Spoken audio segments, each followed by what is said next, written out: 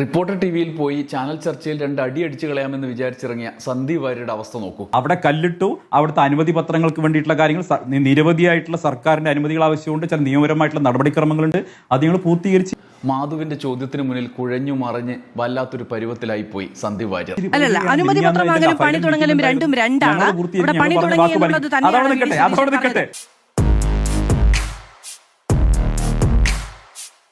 നമസ്കാരം. ഇന്ന് മനസ്സു തൊട്ട ചിത്രമാണ് VP ഉല്ലാസിൻ്റെതായി മാതൃഭൂമി പ്രസിദ്ധീകരിച്ച ഒന്നാം പേജിലെ ചിത്രം. വയനാട്ടിൽ ഉരുൾപൊട്ടൽ ദുരന്തബാധിതർക്ക് മുസ്ലിം ലീഗ് പണികഴിപ്പിച്ച 51 വീടുകളുടെ കയറി താമസം. അവിടെ നിറഞ്ഞു തുളുമ്പിയ സ്നേഹത്തിൻ്റെ പാൽപ്പത. സർക്കാരിനൊപ്പം ചേരാതെ സ്വതന്ത്രമായി വീടുകൾ പണിത് നൽകാം എന്ന് വാഗ്ദാനം ചെയ്ത് അതിൻ്റെ ആദ്യഘട്ടം ഗംഭീരമായി നടപ്പാക്കി മുന്നോട്ടു പോയിരിക്കുന്നു മുസ്ലിം ലീഗ്. രാഷ്ട്രീയ എതിരാളികൾ പോലും സമ്മതിച്ചു കൊടുക്കുന്ന പ്രവൃത്തി. കേരളത്തിൽ അത്യാവശ്യം കരുത്തുള്ള ഏത് രാഷ്ട്രീയ പാർട്ടി വിചാരിച്ചാലും സാധിക്കാവുന്ന കാര്യമാണ്. പക്ഷെ വിചാരിക്കുന്നില്ല എന്നിടത്താണ് മുസ്ലിം ലീഗിൻ്റെ ഈ നേട്ടത്തിൻ്റെ പ്രസക്തിയും. ദുരന്തബാധിതരുടെ അതിജീവനത്തിൽ നിർണായക ചുവടുവെപ്പാണിത്. പലർക്കും തണലും ചിലർക്ക് ത്രിശങ്കു പ്രതിസന്ധിയും ഉണ്ടാക്കുന്ന വീടുകളാണ് ഇത് എന്നുകൂടിയുണ്ട്. ഈ സാഹചര്യത്തിൽ ആ വീടുകളുടെ സ്നേഹത്തണലിലൂടെയാണ് നമ്മൾ ഈ വീഡിയോയിൽ കടന്നു പോകുന്നത്. ആദ്യം ലീഗ് ചെയ്ത ഈ നന്മയെക്കുറിച്ചാണ്. ഡോക്ടർ പ്രേംകുമാർ ഫേസ്ബുക്കിൽ ഒരു കുറിപ്പിടുന്നുണ്ട്. അതിനപ്പുറത്തൊന്നും പറയാനില്ല. അതിങ്ങനെയാണ്: സ്നേഹത്തിൻ്റെയും ഉത്തരവാദിത്വത്തിൻ്റെയും നന്മകളാണ് തൃക്കൈപ്പറ്റയിലെ 51 വീടുകളിൽ ഇന്നലെ തിളച്ചു തൂവിയത്. അഭിമാനിക്കാം മുസ്ലിം ലീഗിന്. പെരുമഴയായി പെയ്തിറങ്ങിയൊരു ദുരന്തത്തെ അതിജീവിച്ചവർക്കൊപ്പം നിൽക്കാനായതിന്, പ്രഖ്യാപിച്ച 100 വീടുകളിൽ പകുതിയിലധികം പണികഴിച്ച് പാലുകാച്ചൽ നടത്താനായതിന്, ബാക്കിയുള്ളവ 5 മാസത്തിനുള്ളിൽ പൂർത്തിയാക്കുമെന്ന് നേരുറപ്പ് പറയാൻ ആവുന്നതിന്, സർക്കാർ ടൗൺഷിപ്പിനേക്കാൾ മുന്നേ പകുതി ഗുണഭോക്താക്കൾക്ക് താമസം തുടങ്ങാൻ സാധിച്ചതിൽ, ഗുണഭോക്താക്കളായി എല്ലാ സമുദായത്തിലും പെട്ടവരെ ഉൾപ്പെടുത്താൻ കഴിഞ്ഞു എന്നതിൽ, ഓരോരുത്തരുടെയും വിശ്വാസവും ആചാരവും ആവോളം ചെയ്തുകൊണ്ട് തന്നെയാണ് അവരവിടെ താമസം ആരംഭിച്ചതും. ഇതുതന്നെയാണ് മനുഷ്യരോടുള്ള ഉത്തരവാദിത്വമുള്ള പറഞ്ഞ വാക്ക് പാലിക്കുന്ന ഏതൊരു സംഘടനയിൽ നിന്നും നമ്മൾ പ്രതീക്ഷിക്കുന്നത്. സർക്കാർ സംവിധാനങ്ങളെക്കാൾ ചടുലമായി പ്രവർത്തിക്കാൻ പറ്റുന്ന രാഷ്ട്രീയ പാർട്ടികളിൽ നിന്ന് നമ്മൾ പ്രതീക്ഷിക്കുന്നത്. ഈ നല്ല വാർത്ത പങ്കുവെച്ചുകൊണ്ട് വീട് നിർമ്മാണ പദ്ധതിയുടെ ചുമതലയുള്ള PK ബഷീർ MLA FBയിൽ എഴുതിയത് ഇങ്ങനെ: നമ്മൾക്ക് നാം തന്നെയല്ലേ ആ നമ്മൾ എന്നത് തങ്ങളുടെ പാർട്ടിക്കാർ എന്നു മാത്രമല്ല എന്നറിയുന്നു ഞാനും. തൃക്കൈപ്പറ്റയിൽ ലീഗ് വിലയ്ക്ക് വാങ്ങിയതിൽ ഒരു ഭാഗം തോട്ടഭൂമിയായിരുന്നു എന്ന വാർത്തകൾ പുറത്തു വന്ന നേരത്ത് നിലവിലുള്ള നിയമപ്രകാരം തോട്ടഭൂമിയിൽ വീട് വയ്ക്കാനാവില്ലെന്ന കാര്യം പറഞ്ഞുകൊണ്ട് നേരത്തെ എഴുതിയിരുന്നു. ഇതേ ഭൂമിയിൽ തന്നെ വീടുകൾ ഉയരും എന്ന് നിറഞ്ഞ ധൈര്യത്തിൽ അന്ന് ലീഗ് നേതൃത്വം പറഞ്ഞിരുന്നു. തോട്ടഭൂമി, പുരയിടം എന്നിങ്ങനെയുള്ള സാങ്കേതികത്വങ്ങളെ പരിഹരിക്കാനുള്ള അധികാരം സംസ്ഥാന സർക്കാരിനാണ്. ഉത്തരവാദിത്തത്തോടെ ലീഗിൻ്റെ ആവശ്യത്തിനൊപ്പം നിന്ന് സർക്കാർ പ്രവർത്തിച്ചു എന്നറിയുന്നതിൽ സന്തോഷമുണ്ട്. മനുഷ്യരോട് ഉത്തരവാദിത്വമുള്ള പറഞ്ഞ വാക്കുപാലിക്കുന്ന ഏതു സംഘടനയോടും സർക്കാർ സ്വീകരിക്കേണ്ട നിലപാട് ഇതായിരിക്കണം. സർക്കാരിന് നന്ദി അറിയിക്കാൻ PK കുഞ്ഞാലിക്കുട്ടി മടിച്ചില്ല എന്നുള്ളതും പ്രതീക്ഷ നൽകുന്ന കാര്യം. എന്നിട്ട് അദ്ദേഹം ആ കുറിപ്പ് പ്രേംകുമാർ അവസാനിപ്പിക്കുന്നത് ഇങ്ങനെയാണ്: മരിച്ചു കിടക്കുന്ന മനുഷ്യരുടെ കീശയിലുള്ളത് കയ്യിലാക്കി കൊഞ്ഞനം കുത്തി നടക്കുന്ന വേറൊരു കൂട്ടരുണ്ട് നമ്മുടെ നാട്ടിൽ. അവരെപ്പറ്റി ഈ പോസ്റ്റിൽ ഒന്നും പറയാതിരുന്നാൽ അത് മനഃപൂർവ്വമാണെന്ന് മനസ്സിലാക്കുക. ഇങ്ങനെയുള്ള ചില ജന്മങ്ങൾ എല്ലാ നാട്ടിലും എല്ലാ കാലത്തും കാണും എന്ന് മാത്രം വിചാരിക്കാം നമുക്ക് എന്നാണ് പ്രേംകുമാർ എഴുതി അവസാനിപ്പിക്കുന്നത്. ലീഗിൻ്റെ വീടുകൾ പൂർത്തിയാകുമ്പോൾ സർക്കാരിന് പുറത്തു നിന്നൊരു രാഷ്ട്രീയ പാർട്ടി വാഗ്ദാനം ചെയ്തത് ഉത്തരവാദിത്വത്തോടെ പൂർത്തിയാക്കുന്നു എന്നതാണ്. അപ്പോൾ സ്വാഭാവികമായും അതിലും വലുത് വാഗ്ദാനം ചെയ്ത് പൈസ വിരിച്ച് പോക്കറ്റിലാക്കിയവരോട് ആ ചോദ്യം ഉയരും. അതുകൊണ്ട് ലീഗിൻ്റെ വീട് കോൺഗ്രസിൻ്റെ ഉറക്കം കെടുത്തുന്നു എന്ന ഒരു മറുവശം അവിടെ തെളിയുകയാണ്. ഇതിപ്പോൾ ലീഗിൻ്റെ പദ്ധതി പൂർത്തിയാകുമ്പോൾ സന്തോഷിക്കേണ്ട കൂട്ടുകാർക്ക് ഇരിക്കപ്പുറതിയില്ല എന്നതാണ് വസ്തുത. അവിടെ രാഷ്ട്രീയ എതിരാളികൾ ലീഗിനെ ആവോളം അഭിനന്ദിക്കുന്നുമുണ്ട്. ബിനീഷ് കോടിയേരി പോലും ലീഗിനെ അഭിനന്ദിക്കുകയാണ്. ബിനീഷിൻ്റെ പോസ്റ്റ് ഇങ്ങനെ: മനുഷ്യരെ ചേർത്തു പിടിക്കുന്ന ഏത് സൽക്കർമ്മത്തോടും ഐക്യദാർഢ്യം പ്രഖ്യാപിക്കുക എന്നതാണ് ഒരു യഥാർത്ഥ കമ്മ്യൂണിസ്റ്റുകാരൻ്റെ ശൈലി. വയനാട്ടിലെ ദുരന്തബാധിതർക്ക് വേണ്ടി മുസ്ലിം ലീഗ് ഏറ്റെടുത്ത ഈ ഉദ്യമം പൂർണ്ണ വിജയത്തിലെത്തിയതിൽ ഏറെ സന്തോഷം. രാഷ്ട്രീയ ഭിന്നതകൾക്കപ്പുറം കൈവിട്ടുപോയ ജീവിതങ്ങളെ തിരികെ പിടിക്കാൻ നിങ്ങൾ കാണിച്ച ഈ വലിയ മനസ്സിന് ഹൃദയം നിറഞ്ഞ അഭിവാദ്യങ്ങൾ.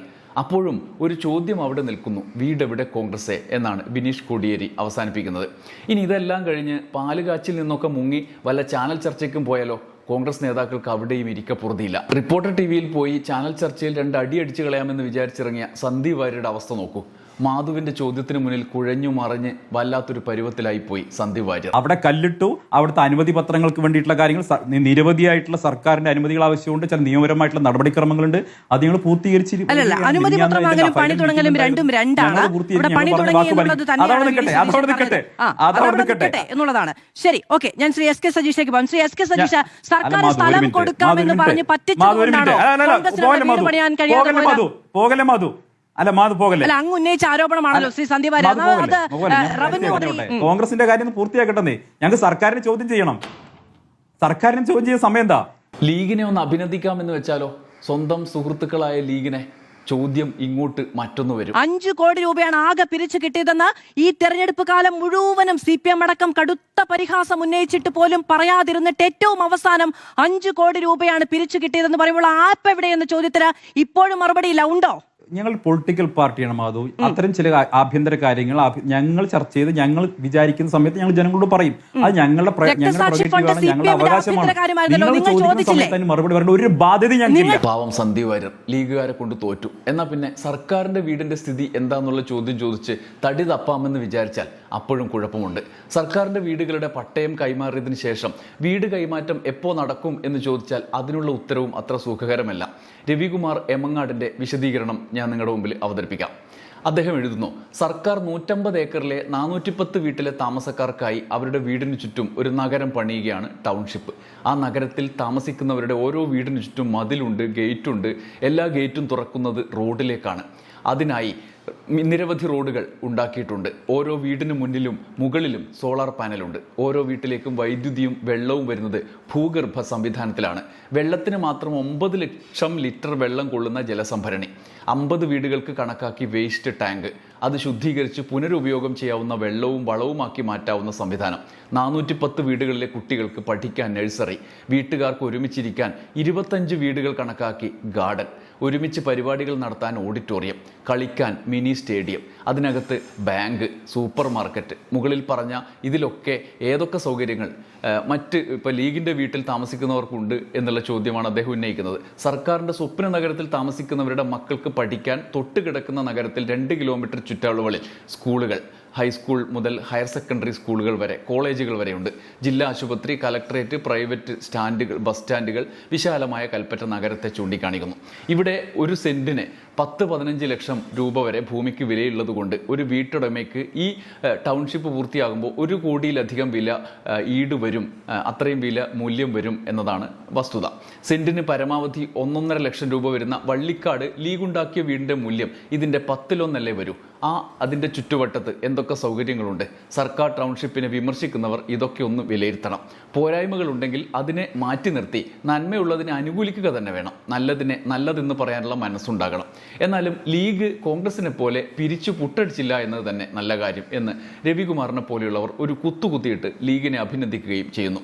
തെരഞ്ഞെടുപ്പൊക്കെ കഴിഞ്ഞു, ഇനി തടി കഴിച്ചലാക്കാമെന്ന് വിചാരിച്ചാലും സന്ദീപ് വാര്യർക്കും VD സതീശനും ടീം UDFനും ഇക്കാര്യത്തിൽ കൈ കഴുകാൻ കഴിയില്ല.